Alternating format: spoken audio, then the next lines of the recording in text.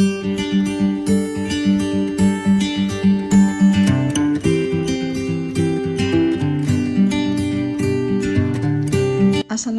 warahmatullahi wabarakatuh.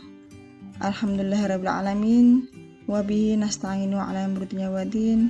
Sayyidina wa habibina Muhammadin wa ala alihi wa sahbihi ajma'in. Bagaimana kabarnya hari ini? Saya harapkan kalian masih tetap semangat. Walaupun ini pembelajaran kita di masa pandemi ini secara daring, tapi saya harapkan semangat kalian tetap membara. Nah, seperti itu.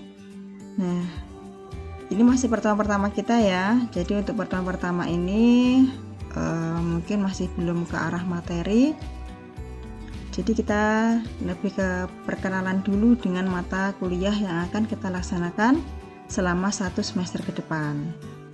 Seperti pada tampilan yang kalian lihat, maka mata kuliah ini mata kuliah strategi pembelajaran SDMI yang akan kalian pelajari, yang nanti kurang lebih selama 1 semester nanti kalian akan memaparkan kurang lebih teori-teori tentang strategi pembelajaran, kemudian yang akan diakhiri dengan praktek mengajar begitu.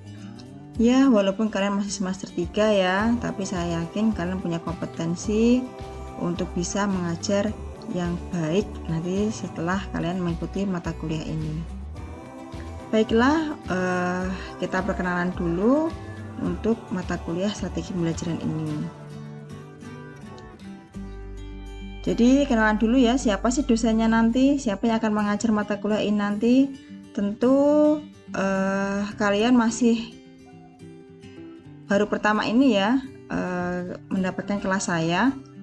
Jadi di semester yang lalu memang saya tidak mengajar di PGMI, di semester 2 itu saya nggak ngajar, jadi langsung pada semester 3 ini. Jadi untuk nama tetap sama seperti pada program kalian di KRS, jadi tetap Dewi Agustiani. Nah seperti itu, jadi kalian bisa memanggilnya atau manggil saya Dewi begitu. Tempat tanggal lahir, saya lahir di Tulungagung 17 Agustus 1990. Jadi kalau misalkan ke Tulungagung, silahkan mampir karena alamat rumah saya di Tulungagung, tepatnya di Desa Tulungrejo. Jadi kalau misalkan ke Tulungagung, silahkan mampir ke rumah ya. Kalau di Kediri, saya di perumahan Johor View B7 Wates, ya Wates Kabupaten Kediri. Emailnya, ini email saya ya, nanti mungkin ketika kalian akan mengirimkan tugas atau apa, ini email yang akan saya gunakan. Bisa kalian catat atau bisa kalian save emailnya. Nomor HP tetap sama seperti nomor yang biasa kalian hubungi, jadi 085 876 455 779. Itu ya, itu tentang saya yang akan mengampu mata kuliah strategi pembelajaran SDMI. Gitu. Tentang mata kuliah ini nanti seperti apa, nanti akan saya jelaskan lebih lanjut. Jadi pada semester ini kita ketemu di mata kuliah strategi pembelajaran SDMI, yang mana mata kuliah ini adalah mata kuliah wajib untuk prodi PGMI. Kalau mata kuliah wajib, itu harus lulus mata kuliah ini. Lalu bagaimana kalau tidak lulus? Maka kalian harus mengulang-ulang sampai lulus. Strategi pembelajaran ini juga mata kuliah prasyarat. Jadi kalau tidak lulus mata kuliah ini akan mempengaruhi pengambilan mata kuliah pada semester berikutnya. Tapi saya harapkan kalian bisa lulus pada mata kuliah ini tentunya dengan hasil yang baik atau sangat baik sesuai yang kalian harapkan ya. Uraian materi pada mata kuliah ini meliputi berbagai cara yang digunakan guru dalam mengajar seperti implementasi PAIKEM, cooperative learning, contextual teaching and learning, problem based learning, project based learning, dan masih banyak yang lainnya. Dan mata kuliah ini memiliki beban 2 SKS. 2 SKS itu untuk kurikulum KKNI, yaitu kurikulum yang kalian laksanakan pada semester ini maupun semester sebelumnya. Sebenarnya 2 SKS itu adalah 100 menit tatap muka, 120 menit tugas mandiri, dan 120 menit tugas terstruktur. Namun beberapa dari kita pun mengistilahkannya atau melakukannya dengan 100 menit tatap muka. Antara tugas mandiri dan tugas terstruktur itu mungkin di belakangan ya. Tujuan pembelajaran pada mata kuliah strategi pembelajaran ini, mahasiswa dapat menguasai strategi dan pengelolaan kelas yang tepat untuk menciptakan kelas yang efektif, nyaman, dan juga kondusif. Jadi output dari mata kuliah ini nanti diharapkan kalian sudah memiliki bekal berbagai macam strategi pembelajaran yang efektif untuk kalian nanti mengajar menjadi guru kelas nanti. Karena pada semester-semester berikutnya kalian akan menemukan mata kuliah pembelajaran yang mana modal dasarnya adalah mata kuliah strategi pembelajaran ini. Untuk itu, benar-benar kalian ikuti mata kuliah ini dengan sebaik-baiknya. Jika ada kesulitan atau hal yang kiranya kalian belum memahaminya, silahkan ditanyakan. Oke, lanjut untuk kontrak belajar. Kita sepakati kontrak belajar agar kita lancar kuliahnya, jadi tidak terkendala di dalam prosesnya, karena kita sudah menyepakati untuk kontrak belajar. Yang pertama, tentang kehadiran. Jadi mahasiswa dinyatakan hadir minimal menuliskan nama dan NIM pada kolom komentar atau pada daftar hadir yang sudah disediakan. Kalau biasanya kalian daftar hadirnya tanda tangan di kertas, nah karena kita daring atau online, maka tanda tangannya pun juga online. Jadi dengan nama dan NIM pada kolom komentar, seperti video yang sudah live seperti ini, kalian bisa menuliskan nama dan NIM pada kolom komentar sekarang ya. Atau nanti di e-learning atau di Google Classroom kalian bisa menuliskan nama kalian di daftar hadir yang sudah disediakan. Selanjutnya, untuk tugas mahasiswa itu diselesaikan sesuai dengan waktu yang telah ditentukan. Jadi, setiap tugas itu pasti ada deadline. Waktunya sampai kapan begitu. Jadi upayakan kalian bisa menyelesaikan tugas sesuai dengan waktu yang telah ditetapkan. Jangan sampai melebihi ya. Konsultasi mahasiswa terkait perkuliahan bisa dilaksanakan melalui media WhatsApp ataupun media lain yang mendukung. Mengingat di e-learning maupun Google Classroom yang kita gunakan nanti itu bukan media yang komunikatif, maka untuk konsultasinya bisa melalui media lain seperti WhatsApp ya. Selanjutnya untuk pengumpulan tugas itu dapat via online maupun offline, tergantung kesepakatan kita nanti. Jika dari kalian keberatan via online, maka bisa melakukannya dengan offline. Misalkan nih, ada tugas video pembelajaran yang mana itu jika dikumpulkan melalui online itu membutuhkan kuota dan juga jaringan yang memadai. Jika kalian punya hambatan tentang itu atau merasa keberatan untuk mengumpulkan via online, maka saya menyediakan via offline dengan cara nanti di-burning di CD dan dikumpulkan di kampus atau bisa datang ke rumah. Untuk penilaian itu saya menggunakan penilaian sikap, pengetahuan, dan juga keterampilan kognitif, afektif, dan psikomotor. Sama seperti ketika kalian nanti menjadi guru, pasti kalian melakukan penilaian ini terhadap siswa kalian. Maka untuk mata kuliah ini pun ada penilaian sikap, pengetahuan, dan juga keterampilan. Ragam tugas yang akan diberikan selama 1 semester ke depan itu ada 4 tugas ini. Yang pertama adalah presentasi handbook. Ingat ya, ini presentasinya yang akan kalian laksanakan setiap minggunya secara bergantian.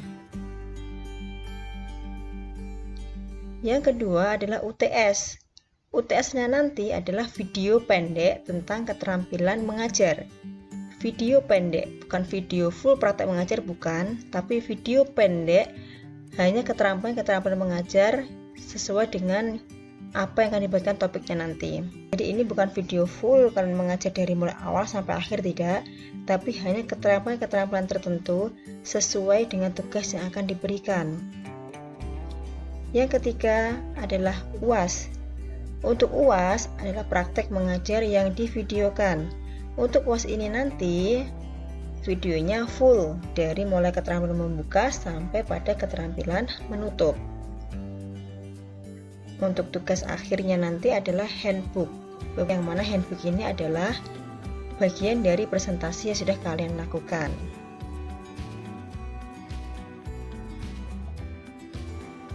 Oke, untuk keterangan tugasnya adalah seperti ini. Yang pertama, presentasi handbook. Presentasi handbook ini merupakan tugas kelompok yang terdiri dari 2-4 mahasiswa. Masing-masing mahasiswa nanti akan menjelaskan materi sesuai tema yang telah ditetapkan. Jadi nanti karena ini via online, kalian nanti masing-masing mahasiswa akan membuat tutorial atau video pembelajaran yang nanti akan kalian gabungkan. Presentasi handbook merupakan tugas kelompok yang terdiri dari 2-4 mahasiswa. Nanti tergantung jumlah mahasiswa di kelas ini ada berapa ya. Masing-masing mahasiswa dalam satu kelompok tadi menjelaskan materi sesuai tema yang telah ditetapkan. Dan nanti akan digabungkan menjadi satu buah video pembelajaran yang akan di-share di kelas. Jadi akan menjadi satu kesatuan yang terdiri dari beberapa penjelasan materi dari masing-masing mahasiswa. Nah, untuk videonya nanti dibagikan minimal 1 hari sebelum presentasi dimulai. Kenapa? Supaya teman-temannya bisa download, bisa lihat minimal 1 hari sebelumnya. Jadi punya bahan untuk didiskusikan.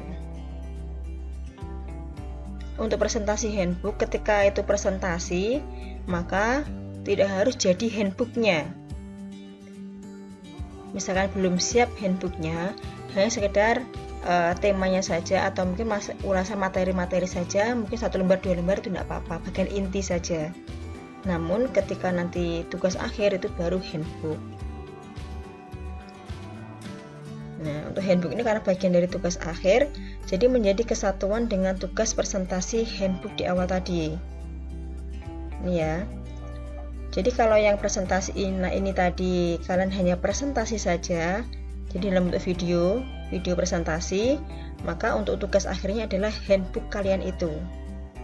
1 kali kerja ini kalian akan mendapatkan 2 penilaian. Penilaian dari presentasi dan penilaian dari tugas akhir. Keterangan di handbooknya nanti, karena ini ada tugas akhir, maka handbook itu minimal 10 halaman. Untuk referensi minimal 5 buku atau jurnal atau artikel. Minimal 5 ya. Ini minimal, jadi jangan referensinya hanya 5. 5 itu adalah minimal. Jadi saya harapkan bisa lebih dari 5. Untuk handbooknya nanti disajikan dengan cover awal dan akhir yang indah atau yang menarik, sama seperti tugas PPD kemarin. Dikumpulkan pada link drive yang akan saya berikan nanti. Jadi pengumpulannya nanti adalah di drive. Kalau misalkan ada yang masih bingung bisa ditanyakan di kolom komentar ya. Oke, lanjutkan untuk keterangan tugasnya adalah UTS atau video pendek tadi. Video pendek itu adalah bagian-bagian dari keterampilan mengajar. Keterampilan mengajar itu ada keterampilan membuka pelajaran, keterampilan menutup pelajaran, keterampilan memberikan feedback, keterampilan dalam memberikan program remedial, pengayaan. Nah, nanti kalian akan membuat video pendek pembelajaran seperti itu. Bukan video full 1 kali pembelajaran, bukan. Tapi hanya video keterampilan mengajar saja. Jadi durasi video nanti antara 3-5 menit. Dan video itu juga dikirimkan di Google Drive yang telah disediakan. Itu adalah tugas UTS kalian. Nah, saya nanti akan membagi kalian untuk tema-tema atau topik keterampilan dalam mengajar. Yang terakhir adalah UAS. UASnya adalah video pembelajaran.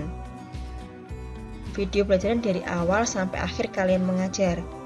Ini adalah tugas individu. UTS dan UAS adalah tugas individu. Yang kelompok adalah presentasi handbook dan handbook. Untuk UASnya video pembelajaran itu, tema pembelajarannya nanti bebas. Namun saya akan memberikan gambaran, jadi supaya kalian tidak sama temanya. Dan ini videonya full lengkap dari awal, keterampilan awal sampai keterampilan akhir pembelajaran. Untuk durasinya 5-10 menit. Jika nanti lebih dari 10 menit, silahkan nanti video itu diedit sehingga menjadi 10 menit maksimal. Nah, videonya sama, dikirim via Google Drive yang telah disediakan. Oke, lanjut ke penilaian. Jadi penilaian pada mata kuliah ini yang pertama adalah resitasi. Bobotnya adalah 20%. Resitasi diambil dari handbook dan juga presentasinya tadi. Itu adalah tugas resitasi. Selanjutnya ada penilaian alternatif. Ini bobotnya juga 20%. Ini terdiri dari kehadiran dan keaktifan. Jadi diharapkan kalian bisa hadir setiap minggunya karena itu bagian dari penilaian. Kalau bisa tidak hanya hadir, tapi kalian juga aktif dalam mengikuti perkuliahan. Keaktifan itu bisa dilihat dari kalian memberikan tanggapan, komentar, masukan ketika teman kalian memaparkan presentasinya. Selanjutnya ada UTS, ini bobotnya 20% juga. Yang mana UTS tadi adalah video pendek tentang keterampilan mengajar, itu bobotnya 20%. Nah, yang paling banyak itu adalah pada UAS. UASnya memiliki bobot 40%.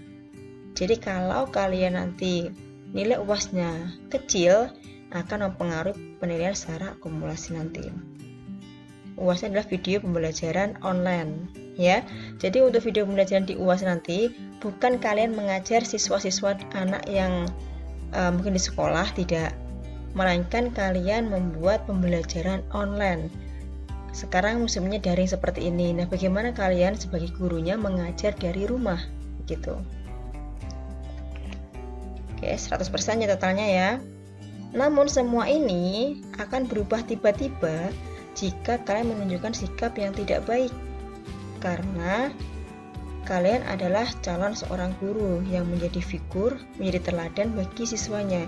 Jadi biasakan untuk bersikap baik dalam hal berkomunikasi, dalam hal mungkin bersikap atau tatap mukanya, atau mungkin dalam hal perilaku-perilaku yang lain.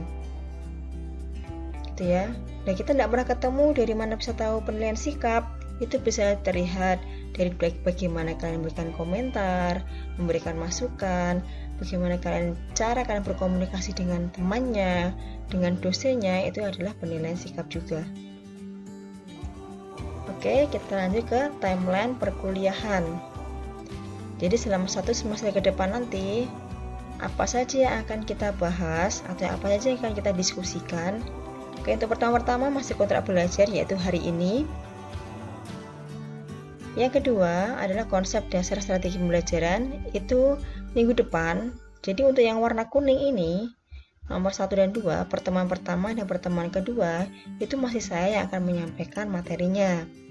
Nah, lanjut ke kalian nanti mulai nomor 3.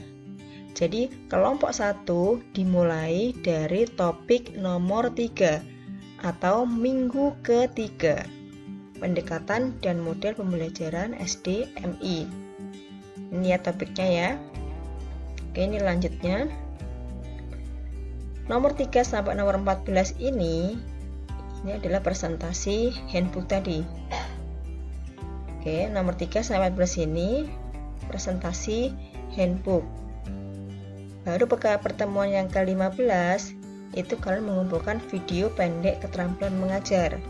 Pertemuan yang ke-16 kalian mengumpulkan video mengajar full. Video yang ke-15 dan 16 ini video yang ke-15 dan ke-16 ini nanti dibuat dalam file yang berbeda. Walaupun mungkin kalian nanti burningnya di satu CD, kalau yang mau offline ya, tapi foldernya berbeda. Oke, ketika yang online pun ketika dikirimkan di drive juga dibuat folder yang berbeda. Oke, itu saja untuk pembahasan kita untuk kontrak belajar dan juga timelinenya. Sampai ketemu untuk minggu depan ya. Saya harapkan kalian tetap semangat, jaga kesehatan, jaga hati dan juga pikiran, dan ingat, segala sesuatu itu akan terasa mudah jika kita mau berusaha, dan akan terasa ringan jika kita ikhlas dalam mengerjakannya. Jadi, fokus niatkan kuliah itu sebagai salah satu bentuk ibadah. Jadi insya Allah nanti akan berkah ilmu yang didapatkannya. Oke, terima kasih. Sampai ketemu minggu depan. See you next week. Akhir kata dari saya, wassalamualaikum warahmatullahi wabarakatuh.